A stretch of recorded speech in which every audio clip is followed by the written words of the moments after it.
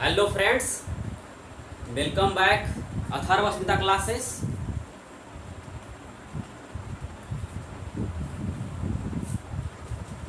Hello friends and dear student, welcome back Atharva Smita classes. Myself Ankit Kumar. यह video आपके class physics 11th and class 12th के लिए basic mathematics है और यह बेसिक मैथमेटिक्स का पार्ट 11 है। पार्ट 10 में हमने सीखा था कि जो इंटीग्रेशन और डिफरेंशिएशन है उनका जो कि एडिशन के रूप में होगा तो कैसे हम इंटीग्रेशन को फाइंड आउट करेंगे, अगर मल्टीप्लिकेशन के रूप में होगा तो कैसे हम फाइंड आउट करेंगे। क्योंकि हम पार्ट 8 में यानी पिछली वीडियो में हमने ये सब से देखा है कि अगर कोई इंटीग्रेशन fx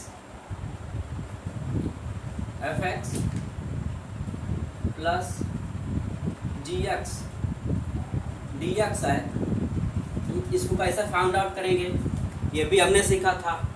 इसके बाद हमने ये भी सीखा था fx माइनस gx dx, इसको भी हमने सीखा था। और यदि कोई इस रूप में हो fx बटा के gx dx, इसको भी हमने सीखा था। इन सारी चीज़ों का हमने आकलन किया था, मतलब हमने इसको पूरे बेसिक रूप से पूरे जीरो लेवल से हमने इन सारी चीज़ों का अध्ययन किया था कि अगर कोई इंटीग्रेशन यानी डिफरेंशिएशन एडिशन के जोड़ के रूप में हो तो हम उसका कैसे मान निकालेंगे, माइनस के रूप में हो तो कैसे मान निकालेंगे। एक और हमने देखा था कि यदि कोई फंक्शन जो इंटीग्रेशन है fx डॉट gx के dx के रूप में हो तो इसका मतलब इन सारे चार चीज़ों का फार्मूला हमने और निकाला था। इसके बाद हमने कुछ सवाल भी सॉल्व किए थे। उम्मीद है वो सारी चीज़ें आप पढ़े होंगे और आपको अच्छे से समझ में आया होगा। और देखिए जो इंटीग्रेशन है ना, अब जो कि इंटीग्रेशन काफ़ी इम्पोर्टेंट है और काफ़ी जितने भी बेसिक्स लेवल का है, जो कि जितने भी आपको बेसिक मैथमेटिक्स पढ़ाए जा रहे हैं कहीं ना कहीं उनमें ये जो इंटीग्रेशन और डिफरेंशिएशन है काफ़ी हद तक ज़्यादा इसका प्रयोग होता है, काफ़ी हद तक ज़्यादा प्रयोग होता है। और अभी जो इस वीडियो में हम पढ़ाएंगे उसका भी काफ़ी आपको ज़्यादा प्रयोग मिलेगा। तो जो इंटीग्रेशन और डिफरेंशिएशन है आपको फिजिक्स में इसका प्रयोग बहुत ज़्यादा देखने को मिलेगा, बहुत ज़्यादा मिलेगा। तो आप इसको बिल्कुल भी इंटीग्रेशन डिफरेंशिएशन को बिल्कुल गल के बिना आप इसको काफ़ी ईमानदारी से पढ़ें। आप कहीं से भी आप कोचिंग पढ़ रहे हो वहाँ भी आप बेसिक मैथमेटिक्स बिल्कुल ईमानदारी से पढ़िए, या फिर आप कहीं से भी ऑनलाइन क्लासेस ले रहे हैं वहाँ भी आप पढ़िए, मतलब जिससे भी आप पढ़ रहे हैं ना उसकी क्लासेस आप बिल्कुल ईमानदारी से पढ़िए। क्योंकि ये जो इंटीग्रेशन है डिफरेंशिएशन बेसिक मैथमेटिक्स फिजिक्स के लिए सबसे अहम भूमिका इसी की होती है। चल देखिए, और रही बात आज की वीडियो में, तो आज की वीडियो तो पार्ट 11 है। इस वीडियो में हम नया टॉपिक ज्योमेट्री स्टार्ट करेंगे। इस वीडियो में हम कवर करेंगे ज्योमेट्री होता क्या है, एक्चुअली इसका फिजिक्स में प्रयोग करते कहाँ हैं, इसका रिप्रेजेंट इसको कैसे करते हैं, इसके सूत्र क्या बनते हैं, निर्देशांक कितने प्रकार का होता है, निर्देशांक में क्या क्या आता है, निर्देशांक की शुरुआत किसने की थी। इन सारी चीज़ों का हम आज की वीडियो में हम अध्ययन करेंगे, समझेंगे इन सारी चीज़ों को।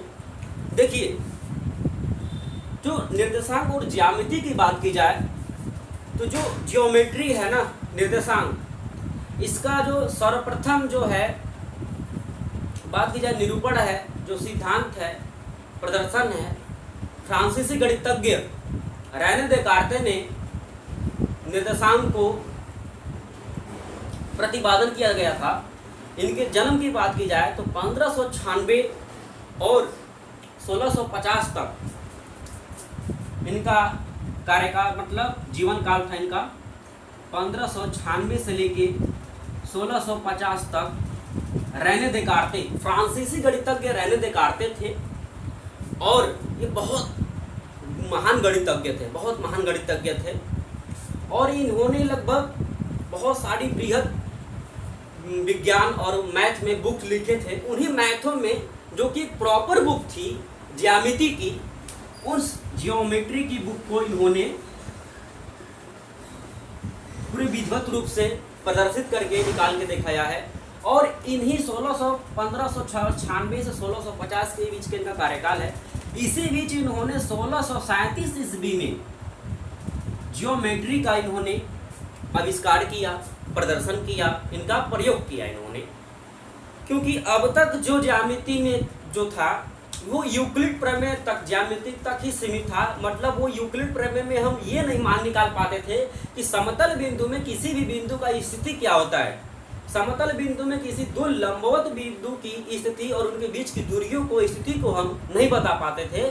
तो उन्हीं दूरियों को क्या किए थे कि जो रहने देकारते थे, उन्हीं कमियों को दूर करके एक नए सिरे से उनको क्या किए कि ज्यामिति में बीजगणित का मतलब कैसे प्रयोग करते हैं, relations of geometry in algebra, जो एल्जेब्रा का जो यूज है ना ज्योमेट्री में, कैसे इसका प्रयोग किया जाता है, उसको इन्होंने बाकायदे से निकाल के दिखाया और उसका जो फार्मूला डिराइव इन्होंने करके दिखाया था। क्योंकि देखिए जो यूक्लिड प्रमेय था वो यूक्लिड तक उसमें हम सारी चीज़ों का स्थिति किसी की बिंदु को हम नहीं दिखा पाते थे, ना समझ पाते थे। यूक्लिड तक वो सीमित था। और रहने देकारते ने का किसी भी तल पे जो समतल तल हो उस पे किसी बिंदु की स्थिति बताना निकालना बताया था इन्होंने, उसको प्रदर्शित करना सिखाया। इसके बाद इस पे इन्होंने ये बताया कि समतल बिंदु में किन्हीं दो लंबवत परपेंडिकुलर जो है कोई रेखा है तो उनके बीचों का स्थिति क्या होगा, इसके बाद उनके बीच की दूरी क्या होगी, इन सारी चीजों को किसी तल पे निकालना उन्होंने कौन सिखाया था, रेने देकारते ने सिखाया था। रेने देकारते का कार्यकाल अर्थात जीवन काल 1596 से 1650 फ्रांसीसी गणितज्ञ थे।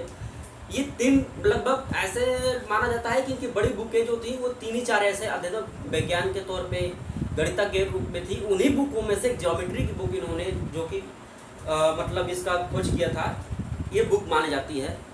तो इन्हीं मतलब की जो पद्धति है, इन्हीं पद्धति को क्या बोलते हैं, कार्तीय तल पद्धति बोलते हैं।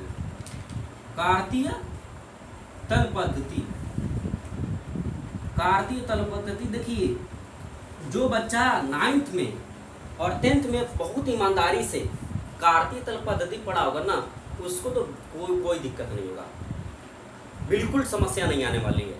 क्योंकि कार्तीय तल पद्धति आपका 9th में आई थिंक 10th या 12th चैप्टर है जो आपको 9th में मिलेगा। ये कार्तीय तल पद्धति, कार्टेशियन पद्धति आपको मिलेगा। तो ये कार्तीय तल पद्धति है। तो देखिए पहले हम इस कार्तीय पद्धति में हम समझेंगे सम, निर्देशांक पद्धति, इन सारी चीज़ों का हम अध्ययन करते हैं। देखिए पहले हम ये समझेंगे, पूरी डिटेल सब समझेंगे कि एक्चुअली निर्देशांक होता क्या है, इनका प्रदर्शन कैसे करते हैं, इसके क्या क्या अंग होते हैं, क्या क्या उसमें अंग होगा, क्या क्या बिंदु होगा, तो हम उसे निर्देशांक बोलेंगे। देखिए सम निर्देशांक या फिर आप सम निर्देशांक, समलंब निर्देशांक,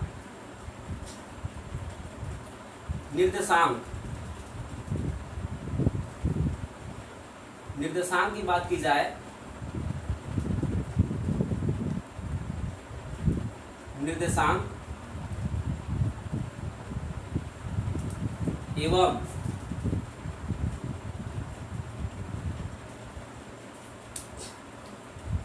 समलंब निर्देशांक, समलंब निर्देशांक।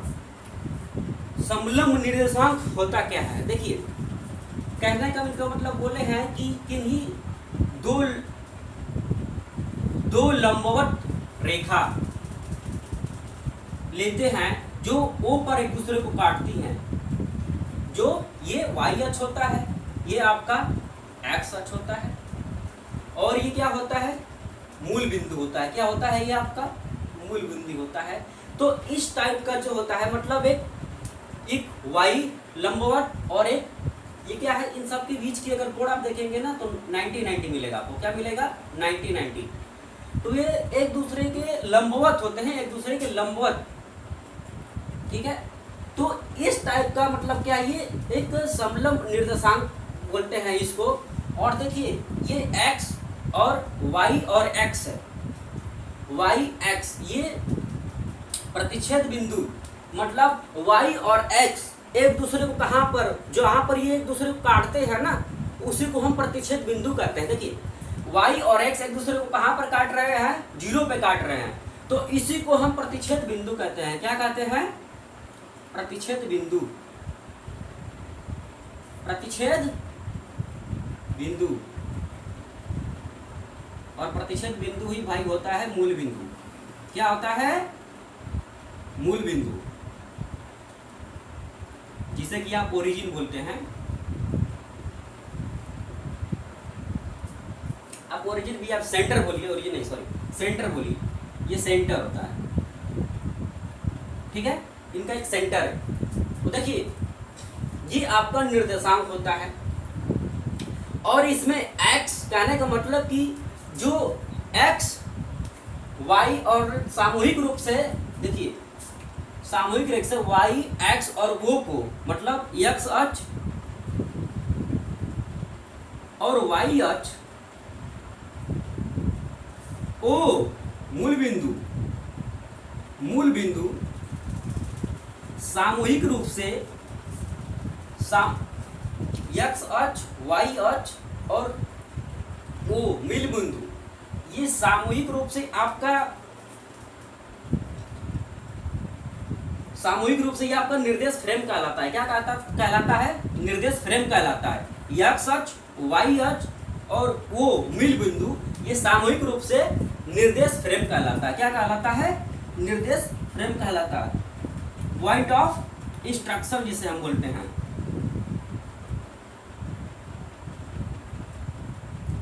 पॉइंट ऑफ इंटरक्शन या point of intersection. Point of intersection English में लिख लीजिए। पॉइंट ऑफ इंटरसेक्शन बोलते हैं इसको। निर्देश फ्रेम।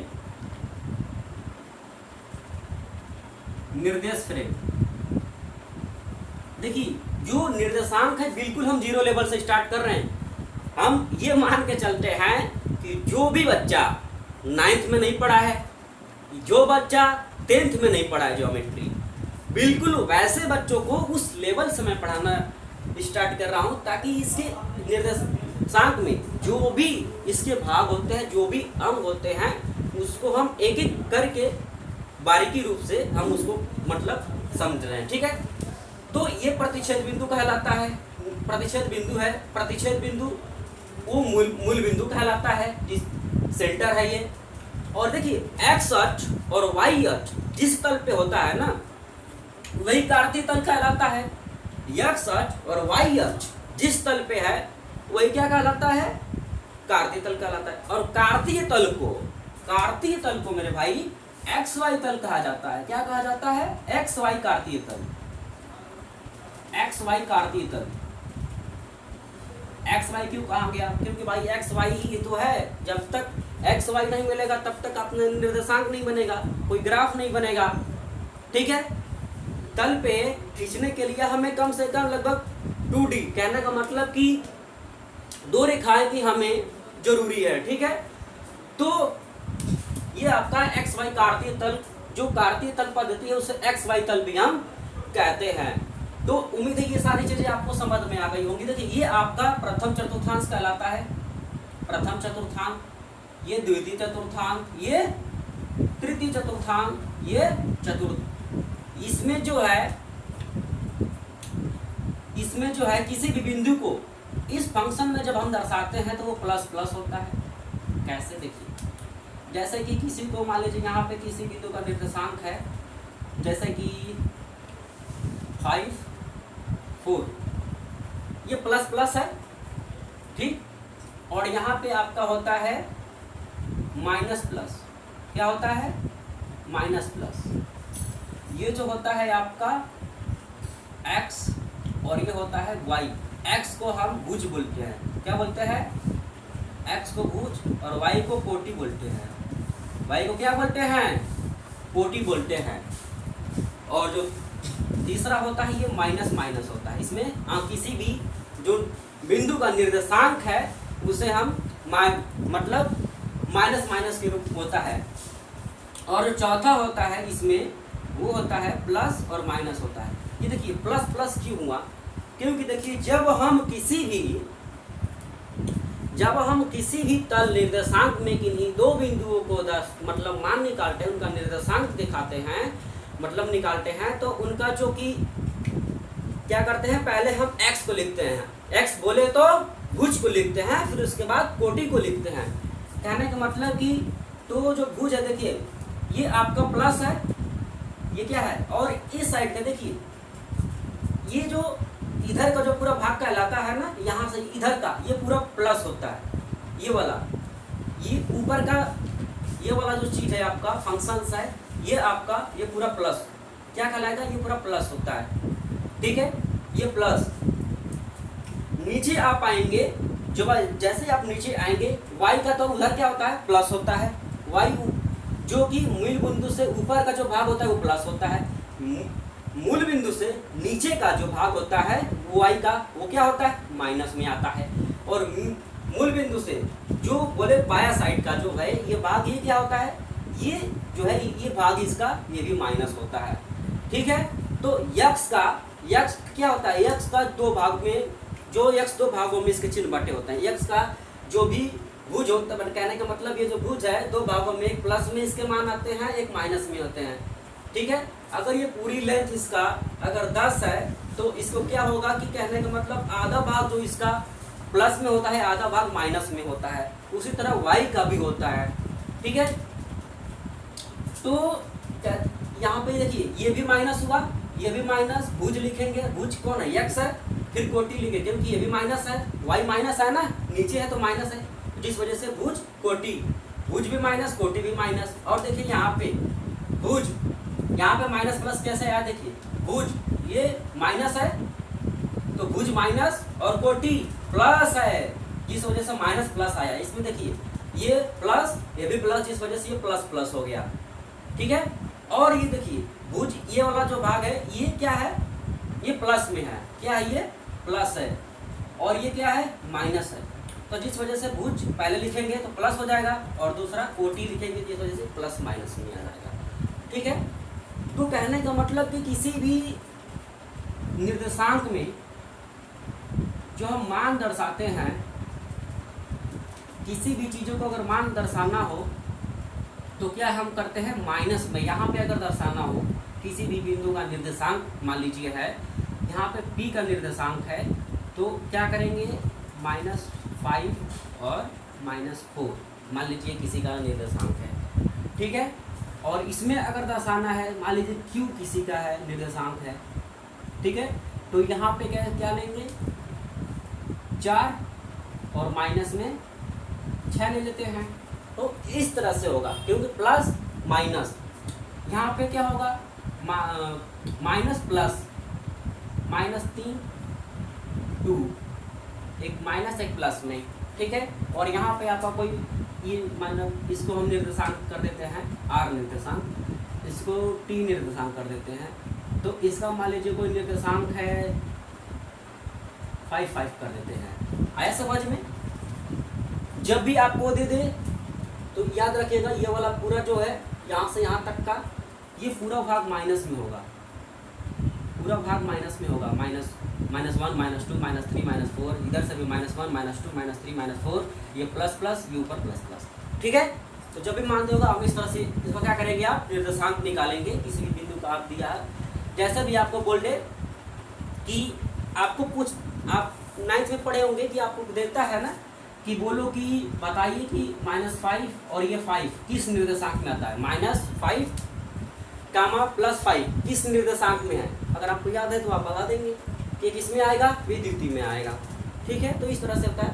लेकिन यहाँ पे देखिए निर्देशांक एक्चुअली ये है तो पढ़ाई चैप्टर ज़्यादा नहीं, कुछ हद तक है, लेकिन यहाँ पे हम पूरे डिटेल में मैथ नहीं पढ़ेंगे, क्योंकि हमें फिजिक्स के एक अकॉर्डिंग के अनुसार हमें फिजिक्स पढ़ाना है। तो उसी अकॉर्डिंग के अनुसार हम उस फार्मूले को और उसकी ज़रूरतों को जितना हमें नीड है ना, केवल उतना ही चीज़ों को हम इसमें ज्योमेट्री में हम पढ़ेंगे। ठीक है, जब आप इसका मैथ पढ़ेंगे, आपका जो मैथ पढ़ाया जाएगा उसमें आपको डिटेल में बताया जाएगा। यहाँ पे फिजिक्स में केवल जितना ज़रूरत है फिजिक्स में केवल उतना ही आप इसमें समझेंगे। ठीक है, देखिए, तो ये था पूरे बेसिक्स जानकारी निर्देशांक का।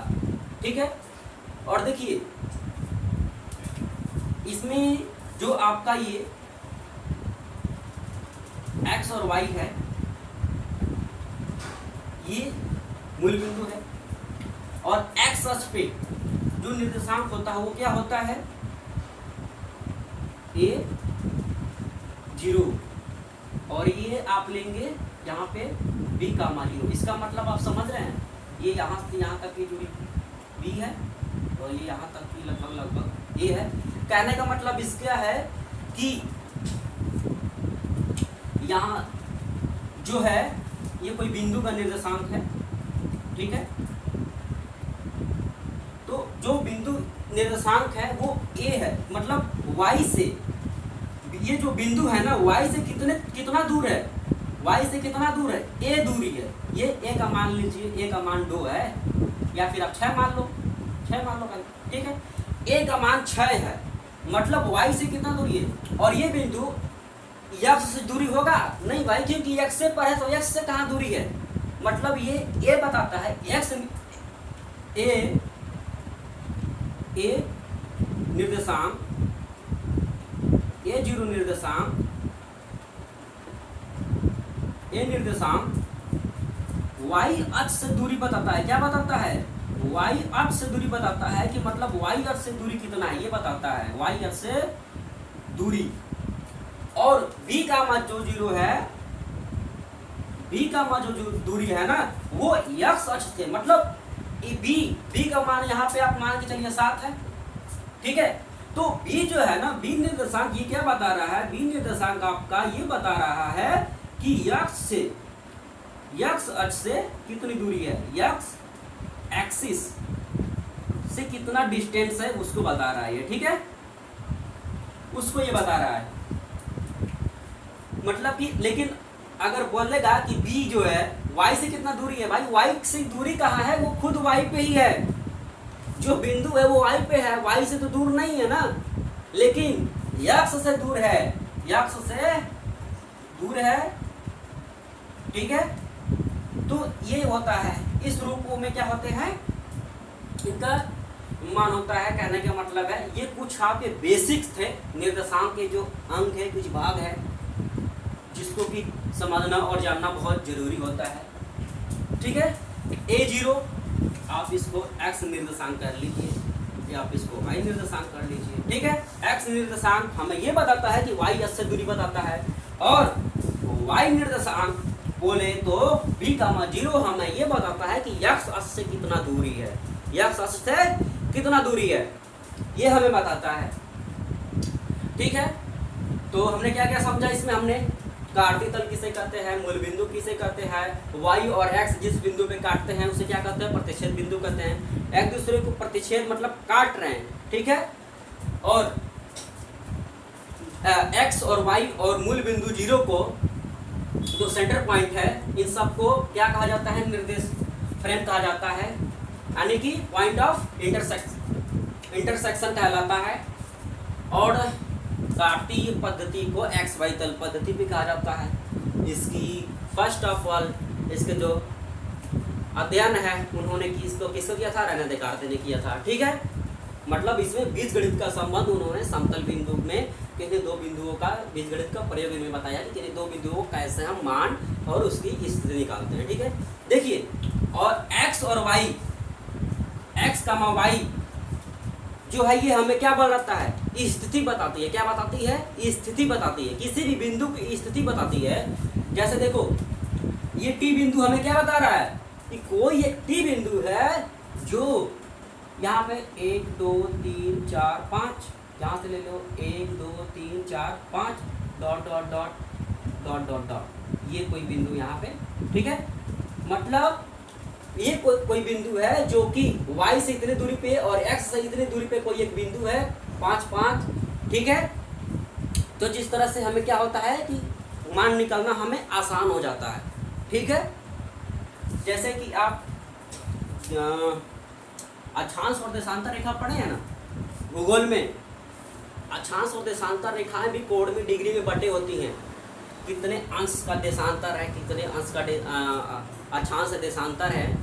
जो उनके बीच का जो भाग होता है ना, जब कभी भी जहाज या कोई भी चीज़ जब फंस जाती है तो वो क्यों कि वो उसकी जानकारी निकालने के लिए, क्योंकि अब पूरा नहीं पता रहेगा तो खूब घूमेगा इधर से उधर कि मतलब अंतरिक्ष में या वायुमंडल में कौन सी यान कहाँ पर है, खूब घूमेगा। लेकिन जब हमें एग्जैक्ट पता रहेगा कि ये वाला भाग का, ये वाले डिग्री का, ये अक्षांश और ये देशांतर का भाग में जगह फंसा है, सेम उसी तरह ये चीज़ें हैं, तो जहाँ से हमें ये मान तुरंत निकल जाता है, ठीक है। चलिए इसी के आधार पे हम कुछ फार्मूले हैं, उस फार्मूले के हम समझेंगे, जिसमें कि हम समझेंगे कि दो बिंदुओं का डिस्टेंस ऑफ 2 पॉइंट, इसके बाद त्रिभुज क्षेत्रफल का मतलब जो क्षेत्रफल है उसका हम समझेंगे। आप इसका एक स्क्रीनशॉट ले लीजिए ताकि हम आगे बताएं, ठीक है। एक इसका स्क्रीनशॉट आप ले लीजिए। अब हम समझेंगे कि किन्हीं त्रिभुज है, किन्हीं त्रिभुज का, सॉरी त्रिभुज पहले बाद में समझेंगे। पहले हम ये समझेंगे कि दो बिंदुओं के बीच की दूरी, दो बिंदुओं के बीच की दूरी, दो बिंदुओं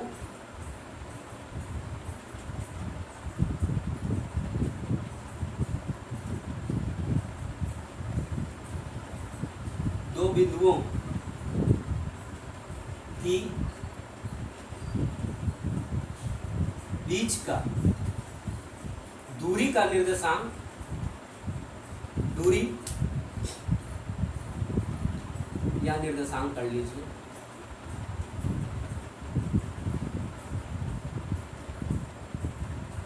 निर्देशांक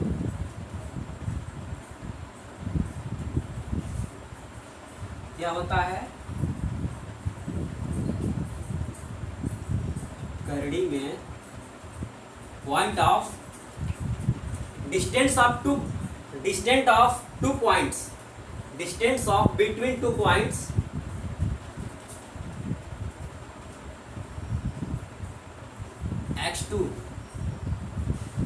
x2 माइनस x1 फिर प्लस x2 माइनस x1 का होल स्क्वायर फिर प्लस y2 माइनस y1 का होल स्क्वायर, ये आपका सूत्र बनता है। तो चलो ये आटा कैसे है, देखिए दो बिंदुओं के बीच की दूरी क्या है, कैसे, देखिए जैसे आपका, जैसे कोई एक निर्देशांक है, ठीक है, और यहाँ पे मेरे भाई आपको कोई यहाँ पे दिया है, ठीक है,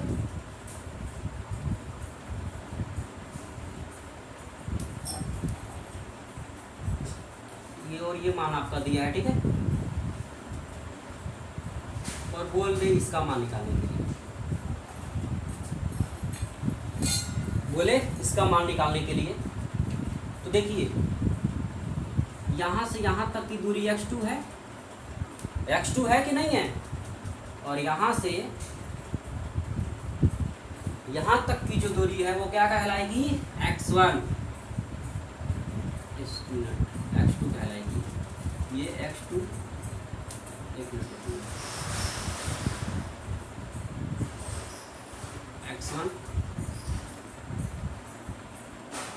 x1 माइनस x2, और इसके बाद और इसको ऐसा मिलाएंगे तो ये पूरा जो लंबाई है, मतलब ये पूरा y2 है, और ये वाला जो दूरी है y1 है, और ये पूछ रहा है तो क्या निकलेगा, x2, ये जो दूरी निकालेंगे तो क्या करेंगे, x2 में से x1 माइनस करेंगे तभी तो ये वाला भाई मान निकलेगा ना, ये वाला दूरी x2 माइनस x1, और ये वाला जो दूरी है तो y2 में से y1 माइनस करेंगे तभी तो निकलेगा y2 माइनस y1, तो ये क्या निकलेगा, ये मान मतलब पूछा है, ठीक है।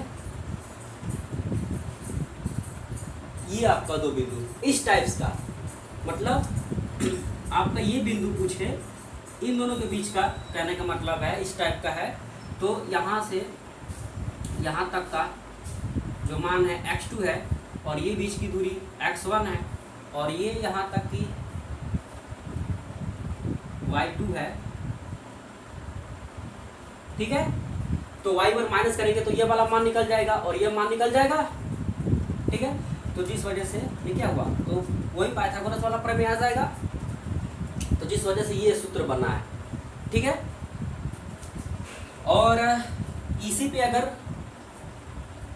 प्रतिच्छेद बिंदु कोई, ये तो था आपका पहला फार्मूला, एक दूसरा इसी से फार्मूला निकल के आता है, कोई बिंदु, कोई प्रतिच्छेद बिंदु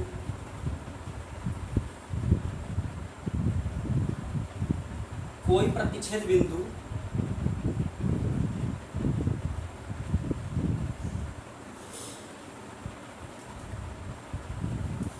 कोई प्रतिच्छेद बिंदु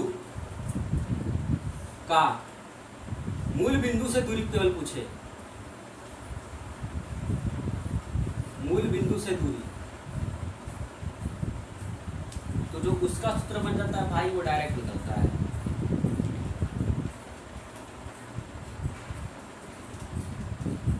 एक्स स्क्वायर x1 का होल स्क्वायर प्लस y1 का होल स्क्वायर, ये डायरेक्ट निकलता है, ठीक है। दो बिंदुओं के बीच की दूरी का निर्देशांक और कोई प्रतिच्छेद बिंदु का मूल बिंदु से दूरी का निर्देशांक, ठीक है। तीसरा हम समझते हैं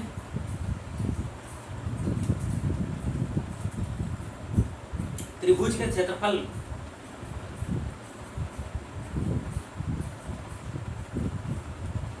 त्रिभुज क्षेत्रफल, त्रिभुज क्षेत्रफल या त्रिभुज का क्षेत्रफल या निर्देशांक।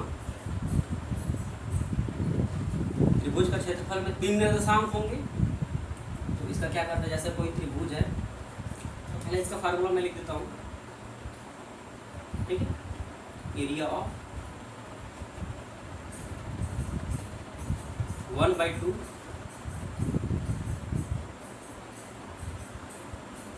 x1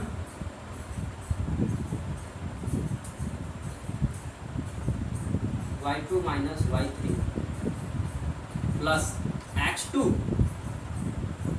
y3 minus y1 plus x3 y1 minus y2। ये आपका एरिया ऑफ त्रिभुज के क्षेत्रफल का निर्देशांक मानता है। जैसे कि आपका कोई त्रिभुज है, त्रिभुज है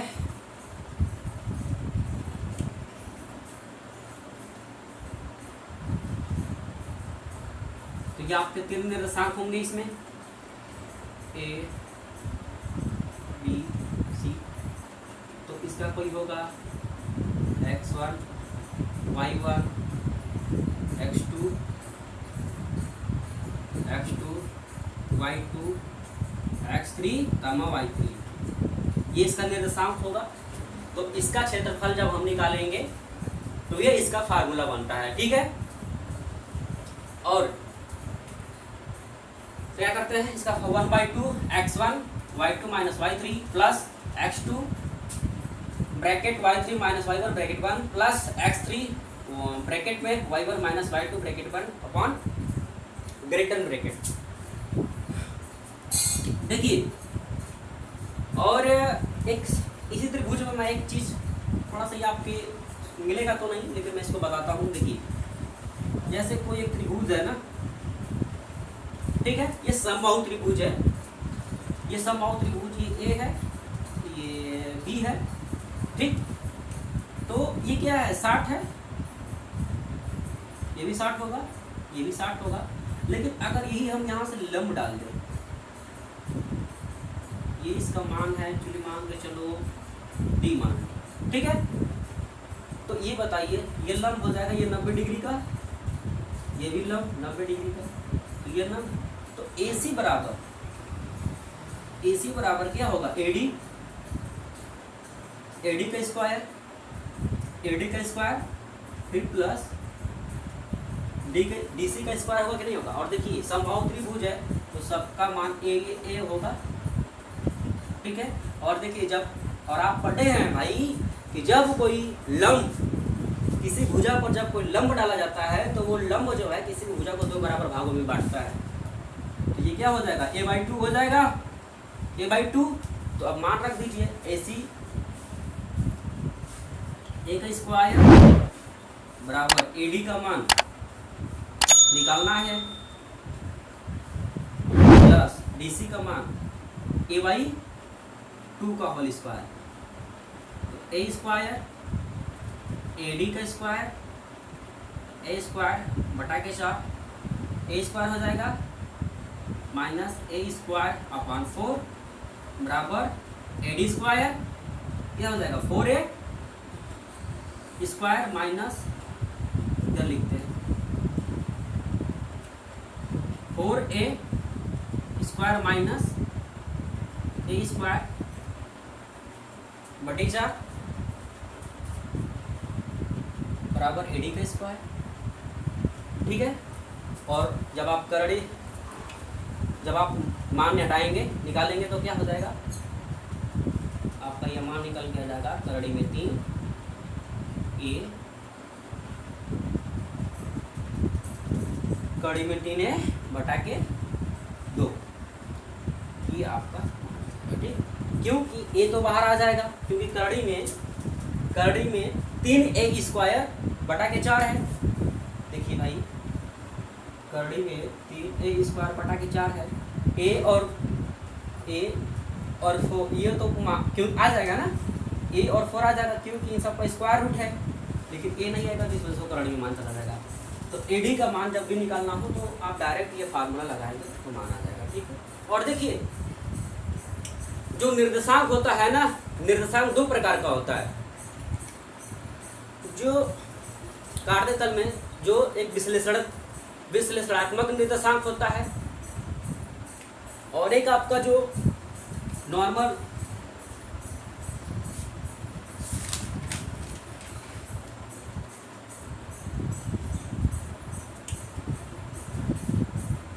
ज्यामिति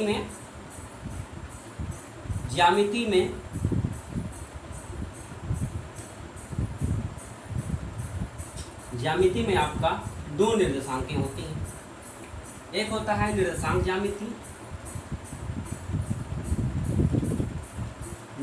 ज्यामिति और एक होता है विश्लेषणात्मक निर्देशांक। हालांकि इस चीज को हमें पहले बताना चाहिए था, थोड़ा सा ख्याल उतर गया। देखिए ज्यामिति जो होता है, ज्यामिति में निर्देशांक आता है और निर्देशांक एक्चुअली जो होता है ज्यामिति के ये दो भाग होते हैं, एक निर्देशांक ज्यामिति, विश्लेषणात्मक ज्यामिति। निर्देशांक ज्यामिति वो होता है मतलब जिसमें हम क्या करते हैं कि किसी बिंदु की सहायता से क्या करते हैं, हम मान निकालते हैं। किसी बिंदु की सहायता से किसी स्थिति उसकी बताते हैं, अर्थात जो बिंदु किसी का निर्देशांक होता है, निर्देश बताता है, स्थिति बताती है, वो निर्देशांक कहलाता है। जैसे कि अब तक जितने सारे आप पढ़े थे वो निर्देशांक ज्यामिति में आएगा। विश्लेषणात्मक निर्देशांक क्या होता है, इसमें क्या होता है कि जैसे किसी के पद्धति प्रमेय के माध्यम से हम उसका मान निकालते हैं। जैसे कि आपका ग्राफ हो गया, त्रिभुज हो गया, कोण हो गया, ग्राफ टाइप, इस टाइप का जो मान होता है ना वो विश्लेषणात्मक निर्देशांक के थ्रू आता है। मतलब इसमें जो है कि कोण के थ्रू किसी का मान निकालना है, त्रिभुज हो गया, समबाहु त्रिभुज हो गया, इस टाइप्स के जो प्रमेय और पद्धति सिद्धांत के रूप में होता है विश्लेषणात्मक निर्देशांक के अंतर्गत आता है। और जो निर्देशांक ज्यामिति होता है इसमें सिंपल किसी भी बिंदु का मान निकालना होता है, उसकी सहायता से हम उसका मान दिया और निकालते हैं वो। मतलब निर्देशांक मतलब आप इसका नाम ही से जानते हैं, निर्देशांक ज्यामिति मतलब केवल उसका निर्देशांक मतलब कोई भी अंक निर्देश के थ्रू से क्या अंक दर्शा रहा है, उसकी स्थिति क्या बता रही है, वो निर्देशांक ज्यामिति के अंतर्गत किया जाता है। अब तक मैंने जितने आपको पता था वो निर्देशांक ज्यामिति के अंतर्गत आता है। जितने भी सारे आपने पढ़ा, जो भी चीजें आप निर्देशांक ज्यामिति के अंतर्गत आप पढ़े हैं, और ये बचा वाला जो भाग है विश्लेषणात्मक निर्देशांक जो है, इसको हम नेक्स्ट वीडियो में हम पढ़ेंगे। विश्लेषणात्मक निर्देशांक में थोड़ा सा ये बड़ा चीज़ है, इसी में हम ग्राफ निकालना सीखेंगे कि कितने टाइप्स के हम ग्राफ सीखेंगे। फिर इसके बाद उस ग्राफों के हम सूत्र समझेंगे और उनके हम ग्राफ समझेंगे, ठीक है। तो ये आपका निर्देशांक ज्यामिति के अंदर ये आपका जितने सारे हमने पढ़ाया है, आपका जो कि एक्स वाई तल का मान, इसके बाद उसके जो भी प्रथम चतुर्थांश द्वितीय तृतीय चतुर्थ, इसके बाद त्रिभुज, इसके बाद प्रतिच्छेद मूल बिंदु, ये सब निर्देशांक ज्यामिति के ही अंतर्गत आता है, ठीक है। विश्लेषणात्मक निर्देशांक जो कि किसी प्रमेय सिद्धांत उसके माध्यम से हम निकालता है, वो विश्लेषणात्मक एक एनालाइज किया जाता है जो है ना। लेकिन इसमें जो होता है वो डायरेक्ट केवल इसमें ग्राफ टाइप का आता है, इसमें ग्राफ का ज़्यादा प्रयोग होता है विश्लेषणात्मक निर्देशांक में, ठीक है। क्योंकि एक्यूरेट टाइप इसके ग्राफ में, इसमें एक्यूरेट या अनएक्यूरेट टाइप इसमें ग्राफ बनता है विश्लेषणात्मक निर्देशांक में आपका, ठीक है। तो हमने इस वीडियो में क्या क्या समझा, निर्देशांक रिप्रेजेंटेशन, हमने निर्देशांक समझा। इसके बाद ज्यामिति में निर्देशांक कितने प्रकार का होता है, कौन कौन, दो टाइप का होता है, एक निर्देशांक ज्यामिति होता है, एक होता है विश्लेषणात्मक निर्देशांक होता है, ठीक है।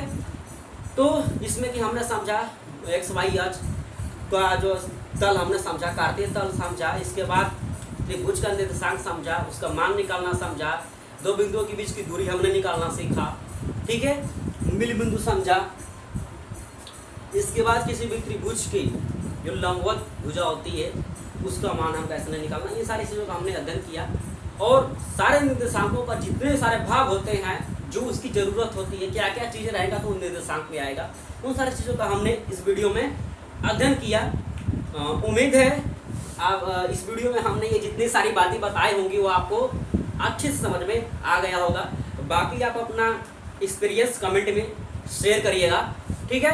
तो जो नेक्स्ट निर्देशांक है विश्लेषणात्मक निर्देशांक है, ज्यामिति का जो हमने पहला वाला निर्देशांक जो ज्यामितीय निर्देशांक का था वो हमने बताया, उसी के बारे में अब तक जो हमने पढ़ा वो इसी के अंतर्गत है। और जो नेक्स्ट वाला है जिसमें कि ज़्यादा हद तक ग्राफ का प्रयोग किया जाता है, जो ग्राफ पे लगभग आधारित है, उसको हम क्या करेंगे नेक्स्ट वीडियो में हम पढ़ेंगे, ठीक है। सो ये आपके कुछ निर्देशांक से रिलेटेड कुछ सवाल हैं, आप इसको सॉल्व करिएगा, ठीक है। और आप इसको काफ़ी ईमानदारी से पढ़िए। आप जो भी बेसिक मैथमेटिक्स है, फिजिक्स के लिए आप इसको बिल्कुल भी हल्के में नहीं, ये जो सवाल है आप इसको स्क्रीन पर दिख रहा है, आप इसको सॉल्व करिएगा। मिलते हैं नेक्स्ट वीडियो में।